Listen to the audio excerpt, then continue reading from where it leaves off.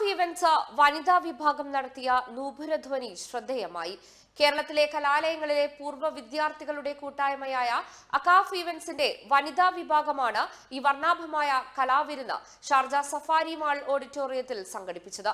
വതാനി അൽ എമറാത്ത് foundation director Thameema Muhammad അൽ NISER, പ്രമുഖ ബ്ലോഗറും Arab ഇൻഫ്ലുവൻസറുമായ doctor Sara L സൈദി എന്നിവർ ചടങ്ങിൽ പ്രധാന അതിഥികളായി.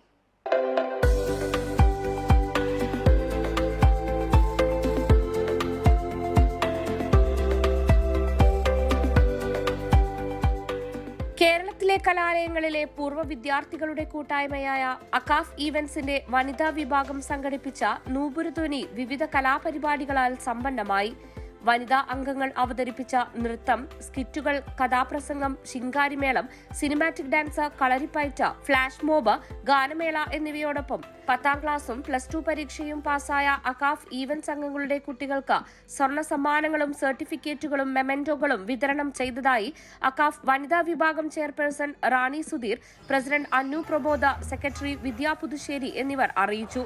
നൂപുരധ്വനിക്ക് നേതൃത്വം നൽകിക്കൊണ്ട് ജനറൽ കൺവീനർ ശ്രീമോൾ, എക്സ്കോ കോർഡിനേറ്റർമാരായ മുന്ന ഉല്ലാസ, ശീതൾ മഹേഷ്, സിന്ധു ജയറാം, ആശ ചാൾസ്, ജോയിന്റ് കൺവീനർമാരായ റൈജ മനോജ, പുഷ്പ മഹേഷ്, രാഖി രമണൻ, ലീന ഷബീർ എന്നിവർ പരിപാടികൾക്ക് ഏകോപനം നൽകിയതായും അകാഫ് മീഡിയ കൺവീനർ സിന്ധു ജയറാം അറിയിച്ചു.